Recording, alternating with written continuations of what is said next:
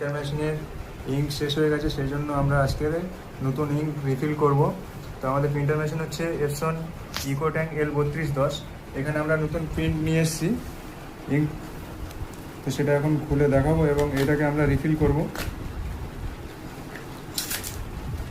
ইঙ্কের বোতলটা ঠিক এমন দেখতে হবে, এপসন 003 বিকে।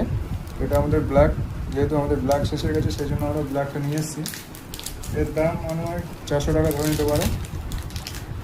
এটা ঠিক এরকম কভারের পরে দেখতে হবে, আর এটাকে প্রথম কভারটা ওপেন করতে হবে, উপরে হেডটা। তারপর এখানে দেখতে পাচ্ছ সম্পূর্ণ হেডে এখানে আর কোনো কভার নেই, এটা জাস্ট উপরে বসিয়ে দিতে হবে আমাদের এপসন ইকোট্যাঙ্কের উপরে।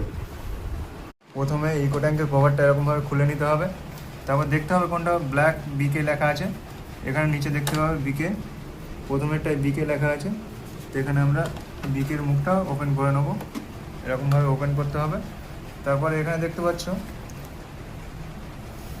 এখানে হেডটা যেমন আছে ঠিক সেইভাবে এখানে হেডের অপশান দেওয়া আছে, এইভাবে এখানে একে ট্যাপ করে বসিয়ে দিতে হবে।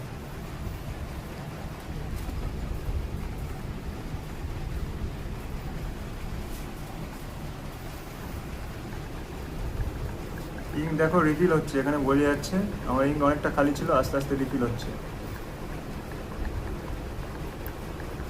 এটা সম্পূর্ণ ভর্তি হয়ে গেলে আবার বোতলটা তুলে নেবে, আর বাকি যেটুকু ইঙ্ক থাকবে সেটা আবার তুমি পরে রিফিল করতে পারবে যখন তোমার ইঙ্ক ট্যাঙ্ক খালি হয়ে যাবে।